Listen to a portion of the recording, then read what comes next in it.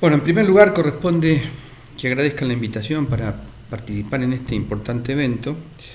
de la misma manera que también es de menester agradecer la paciencia de quienes estén escuchando. Nuestro tema es la subsidiariedad del sistema penal.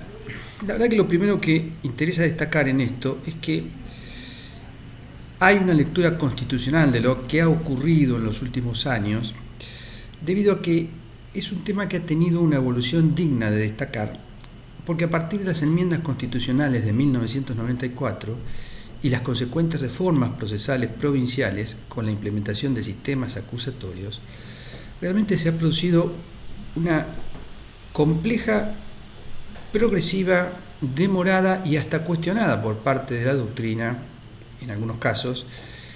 evolución en el sentido de revivir las potencias constitucionales procesales, vamos a decirle de esta forma, como facultad exclusiva de las provincias. Se han superado cuestiones que giraban en torno del artículo 71 del Código Penal. Sabemos que este artículo conllevaba una rigidez doctrinaria en orden al principio de oficiosidad de la acción pública.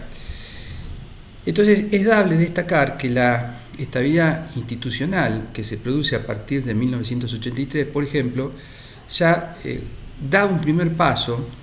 con la incorporación del artículo 76 bis como un primer hito con la suspensión de juicio a prueba, donde se empiezan a mencionar, esto se lee en las actas de debate del Congreso, en oportunidad de aquella sanción, se empieza a mencionar los principios de oportunidad. La verdad es que en torno de esto existía una gran duda, y es que la doctrina lo que cuestionaba era si estos principios de oportunidad iban a quedar en manos de un ministerio público que tenía una dependencia del Poder Ejecutivo en algunos casos, a través de sus fiscales, o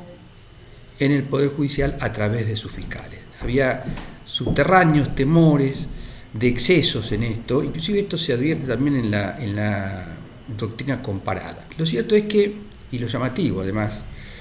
desde 1889 la Constitución Provincial Bonaerense, en el artículo 152, delinea un ministerio público intraórgano del Poder Judicial, y así se ha mantenido, y más aún reafirmado, a través de la sanción de la Ley 12.061 y sus modificatorias. Vale decir entonces que el nivel de discusión doctrinaria pareciera no haber advertido que en la provincia de Buenos Aires muchas facultades que se le negaban al Ministerio Público Fiscal en el sistema Joffre, en realidad las poseía la policía de la provincia, circunstancia que resultaba una inconsecuencia desde el punto de vista práctico y jurídico, y que no se advertía con claridad en los debates, sobre todo de la segunda mitad del siglo XX. La Ley 27.147 del año 15 ha introducido un verdadero punto de inflexión en el sistema. ¿Por qué? En primer lugar, hay un reconocimiento expreso de los criterios de oportunidad en las leyes procesales de las provincias. Se instauran criterios de conciliación y reparación integral de prejuicios. Hay un expreso reconocimiento de criterios de disponibilidad de la acción en las provincias, y se llega al punto, inclusive, a que se prevé la conversión de la acción pública en privada, criterio que todavía no está reglamentado en la provincia de Buenos Aires, y la prosecución de la acción por parte del particular damnificado. Este último sí ha sido receptado en nuestra legislación bonaerense. Ahora bien, muchas de estas reformas han sido ahora reconocidas por el Congreso Nacional varios años después de tener efectiva vigencia en distintas provincias. Es más, en la provincia de Buenos Aires, algunos autores destacan que justamente en el sistema acusatorio debe regir un sistema por jurados. Existe ya un juicio por jurados, o está reglamentado el juicio por jurados, en tanto que en el Estado federal aún no se ha podido extender ni siquiera la vigencia del sistema acusatorio en todo el territorio del fuero. En síntesis, se observa una clara y saludable recuperación desde el punto de vista constitucional del ejercicio de competencias procesales nunca delegadas en la nación por parte de las provincias. Ahora bien, hay cuestiones a superar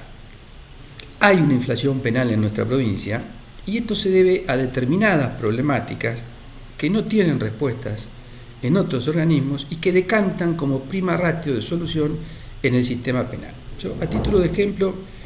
he de mencionar que existen ingentes cantidades de causas por supuestos delitos de amenazas, cuando a poco de revisar las conductas denunciadas, en realidad estamos frente a discusiones barriales de resultado atípico. Para que ustedes se den una idea, en Mar del Plata, alrededor del 23-24% son causas con amenazas, con autores identificados, o supuestas amenazas, corrijo. ¿Qué ocurre? La intensidad de estos conflictos es alta, no hay herramientas, salvo una mediación, habida cuenta que no siempre se configuran los requisitos que exige el tipo penal. Entonces, nos encontramos que muchas veces, por no tener una herramienta, salvo la mediación, hemos tenido homicidios, por no resolver disputas previas en un barrio, por ejemplo, en torno al lugar donde se colocaban entre dos vecinos los residuos domiciliarios. Sobre esta última cuestión, no podemos dejar de mencionar que existe un sistema totalmente desactualizado en materia contravencional, que no responde a los parámetros constitucionales que en el año 94 fijó el constituyente provincial y que obviamente, al no resultar idóneo para atender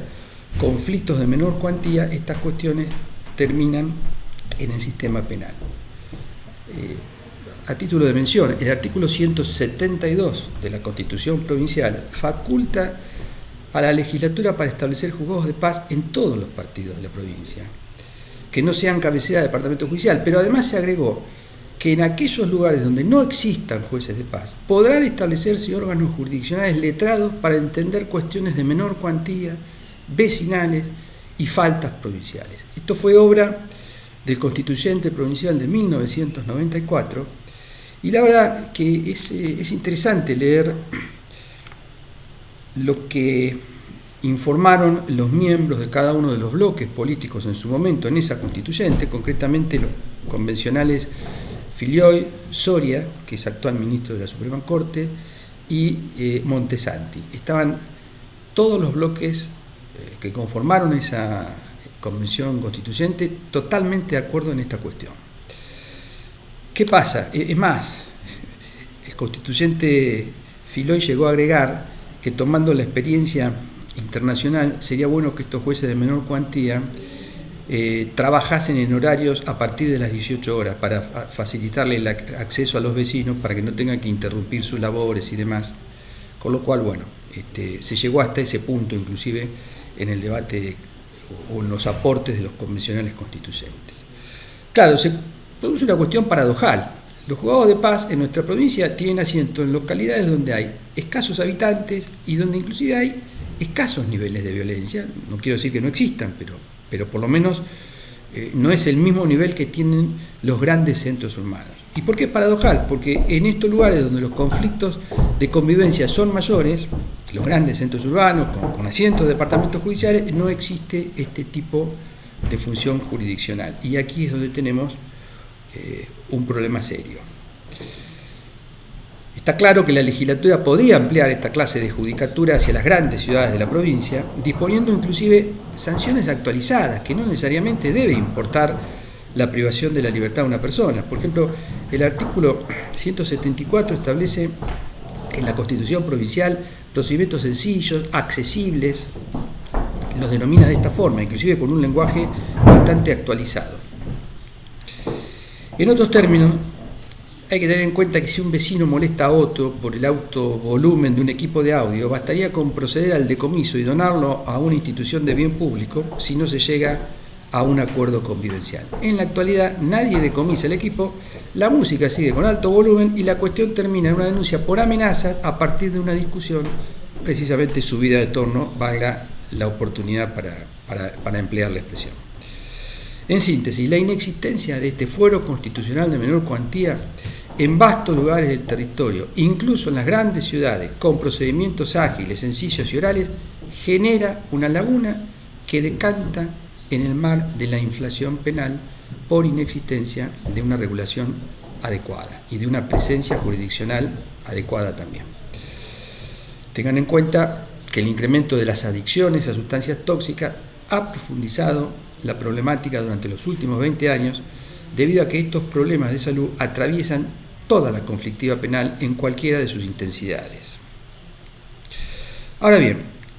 ¿cómo se han trabajado los criterios de oportunidad, que forman parte de este esquema de subsidiariedad del sistema penal? Esta herramienta es muy importante. A partir de la ley 11.922, se ofrecieron a Vinicius diversas normas que integradas nos permitían establecer la idea de que podían aplicarse criterios de oportunidad. Pero la verdad es que siempre faltaba algo para desandar este camino de la legalidad rígida que formaba parte de toda una cultura que estaba instaurada por aquellos años y a partir de las interpretaciones que se habían hecho del artículo 71 del Código Penal. Es decir, faltaba siempre una norma expresa que nos ayudara, una herramienta a superar estos años de oficiosidad a ultranza. El artículo 3º daba la idea, en la ley 11.922, a esto me refiero, de un derecho penal mínimo. El artículo 56 también establecía que el Ministerio Público, de la misma forma en que lo hace hoy, promoverá y ejercerá la acción penal de la forma establecida por ley. Es decir, esta norma, el 56, importaba una especie de reenvío al vacío, toda vez que no aparecía explícitamente la forma en que se reglamentaba el principio para su aplicación. Y también algunos de estos aspectos resultaban tibiamente mencionados por las disposiciones de la Ley del Ministerio Público, la 12.061, tales como las que aparecían en los artículos 17, 27, 37 y 38, mediante los cuales, a través de una trabajosa integración de principios, podía concluirse en alguna clase de vigencia de esquemas de oportunidad. La verdad es que de todo este bagaje normativo citado, parecía desprenderse que el principio de oportunidad estaba con latencia fetal, vale decir, tenía vida, no caminaba y se desconocía la viabilidad del parto. Esta era la realidad, porque, insisto, eran años de cultura de legalidad a ultranza. La verdad que esto lo resolvió a través de la ley 13.943 el artículo 56 bis, que terminó de ayudar a desarmar este complejo de la mental de la oficiosidad absoluta, heredada de años del sistema inquisitivo, y a partir de aquí se generaron algunas soluciones. En este recorrido, me refiero concretamente a la oportunidad, a los principios de última ratio y demás, uno transita desde la no intervención a la intervención o sugerencia de intervención de instancias administrativas, de justicias especializadas, contravencional, civil, comercial, laboral, de familia, contencioso administrativa, antes de llegar al extremo de la intervención del sistema penal cuando ello esté previsto por el legislador. Sin embargo, debemos decir también que por razones culturales, tengan presente ustedes que hasta los años 80 se hacían exposiciones civiles en las comisarías para dirimir divorcios contradictorios, ¿no? Allí se denunciaban, por ejemplo, abandonos de hogar mediante exposiciones civiles. Con lo cual, también culturalmente, hizo raíz esta idea de que la instancia penal aparece siempre como la primera reacción que el ciudadano tiene frente a un conflicto, y esto lo vemos hoy también, y no solo con una visión equivocada respecto de la solución del mismo, sino además con un acceso y pretensión mediante el cual el ciudadano intenta actuar no solo en instancia penal, sino de manera conjunta en múltiples instancias al mismo tiempo. Tenemos que también computar que recién en los últimos años quienes ejercen la abogacía desde la profesión libre han sido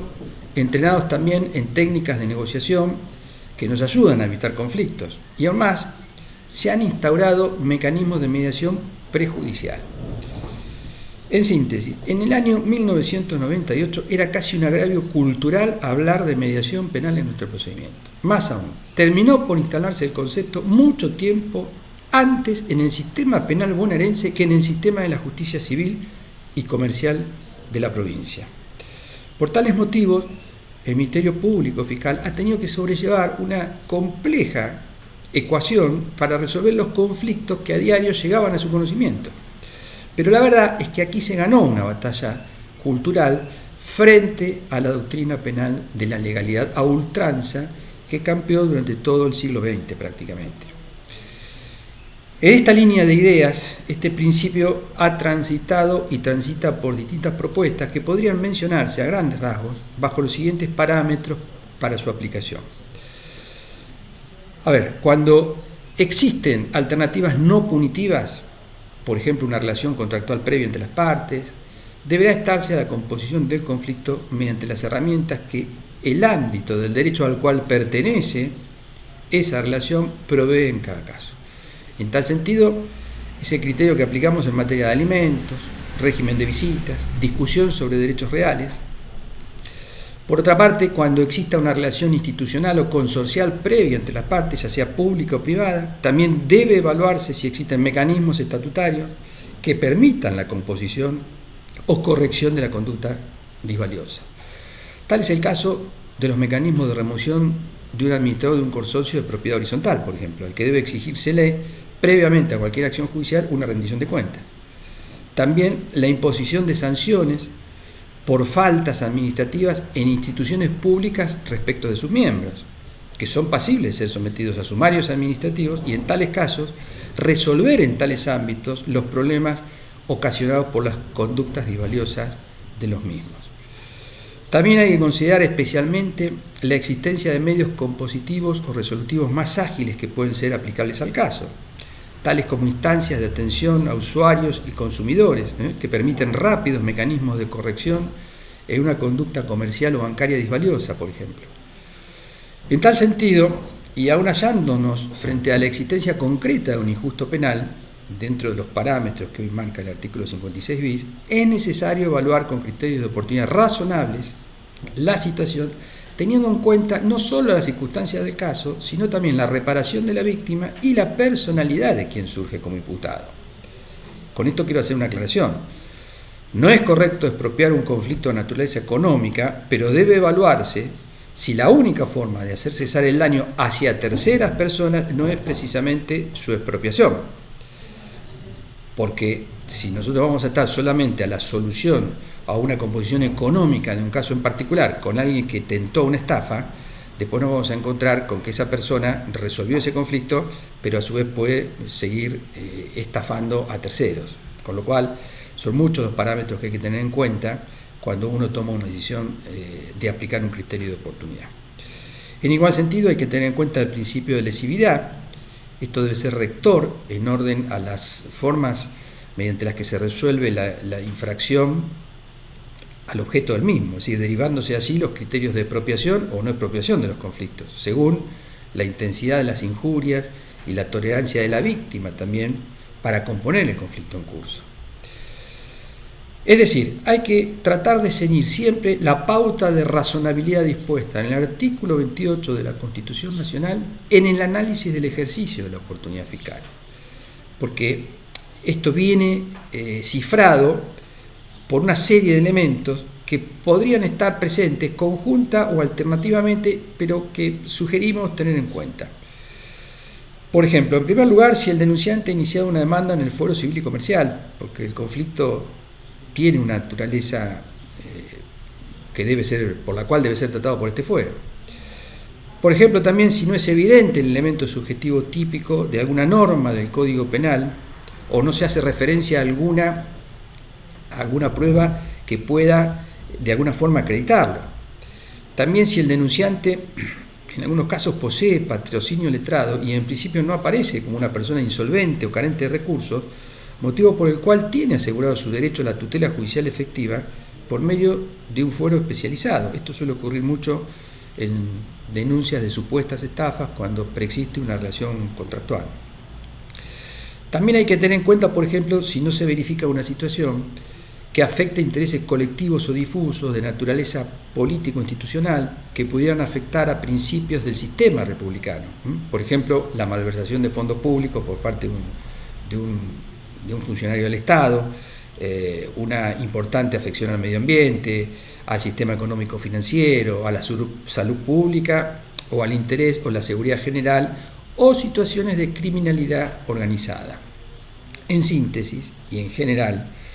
cuando nos hallamos frente a un típico caso de defensa de un interés particular que merece ser atendido en el fuero especializado o aún existiendo tipicidad penal, carece de sentido reparatorio o práctico alguno la actuación del sistema penal. En estos casos, como regla general y no definitiva, pareciera que la buena doctrina indica que a esto hay que derivarlo al fuero especializado correspondiente. Por otro lado, la tutela judicial efectiva del ciudadano en modo alguno debe ser un acceso desordenado a la tutela, abusivo en su ejercicio o ajeno a la noción de especialidad, que debe prevalecer en la resolución de un caso judicial, toda vez que con ello se podrían estar afectando, si estos parámetros no se tienen en cuenta, otras normas del paradigma constitucional social o de tercera generación, la tercera etapa del constitucionalismo, de nuestros días. Ahora bien, advertimos que sería necesario generar un nuevo avance en esta misma línea, habida cuenta que la norma receptada por vía de la Ley 27.147, que modifica el artículo 73 del Código Penal, permite transformar la acción pública en privada ab initio de una actuación. Esto importa un valioso avance en el camino de una mejor gestión de los recursos del sistema penal. Y aquí se produce una paradoja constitucional, porque en este caso es la Nación la que dio un paso más al modificar el artículo 73 por medio de esta ley citada, y la provincia no lo ha acogido. Posiblemente es uno de los institutos que realmente nos permitirían una mejor gestión de los recursos del sistema penal. En primer lugar, desde el punto de vista de una justificación filosófica y política, no solo interpretamos que es útil que la víctima pueda ejercer con su letrado de confianza la acción penal por un delito que particularmente la damnifica,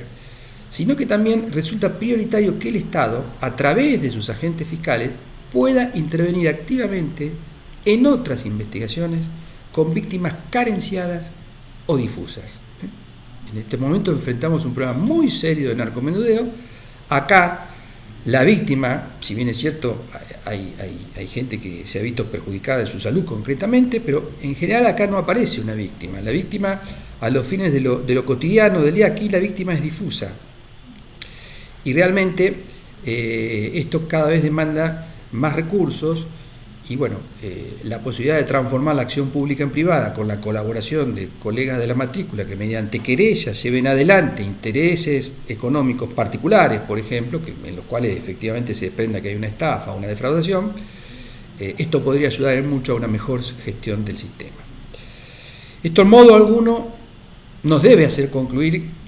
que la conversión de la acción pública y privada importa privatizar el ejercicio de la acción penal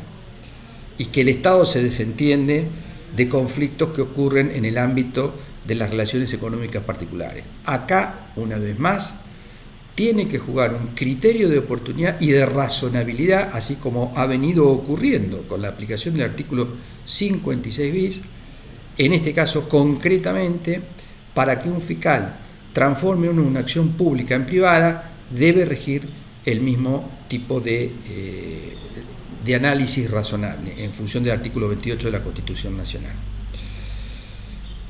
En igual sentido, noten ustedes que el legislador en la provincia sí ha permitido que el particular damnificado continúe el ejercicio de la acción frente al pedido de sobreseimiento de un agente fiscal y la convalidación por parte del fiscal de Cámara, y aún en delitos graves, toda vez que el rito no formula distinción alguna en el artículo 334 bis. Con lo cual, interpretamos que no debiera ser en modo alguno ningún estrépito, o generar ningún estrépito, para decirlo mejor, la posibilidad de otorgarle al fiscal de la provincia de convertir la acción pública en privada en determinados hechos, de manera acotada e incluso hasta con el mismo control por parte de las fiscalías de cámaras.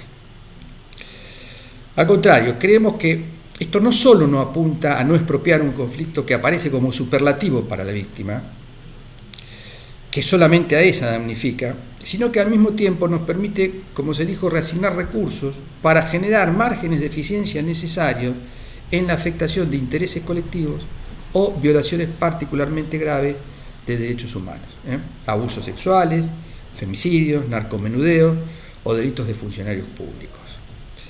Si en los casos de conversión de la acción pública en privada por parte del Ministerio Público Fiscal se adoptara el trámite de la querella, el control del Estado para evitar abusos por parte de la vindicta privada formalizada en el proceso quedará siempre en manos de la jurisdicción, de la misma forma en que hoy es la propia jurisdicción quien controla los requerimientos de un agente fiscal, quien corrige la falta de objetividad, para el caso que la hubiera, o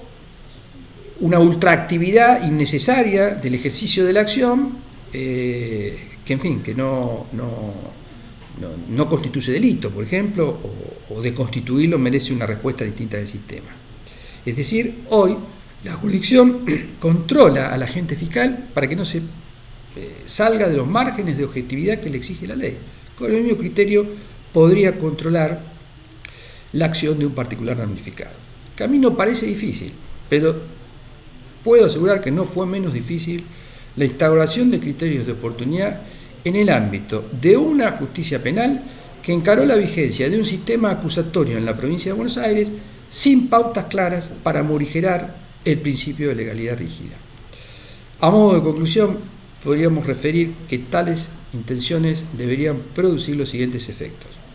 Primero, concentrar los recursos estatales en delitos de víctima difusa, en los que suelen operar redes de criminalidad organizada con graves perjuicios comunitarios.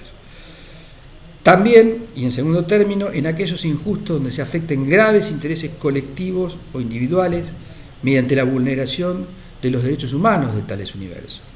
Y en tercer término, aun cuando no se verifiquen los supuestos anteriores, asistir prioritariamente a las víctimas que no aparezcan espontáneamente con asistencia letrada particular de su confianza.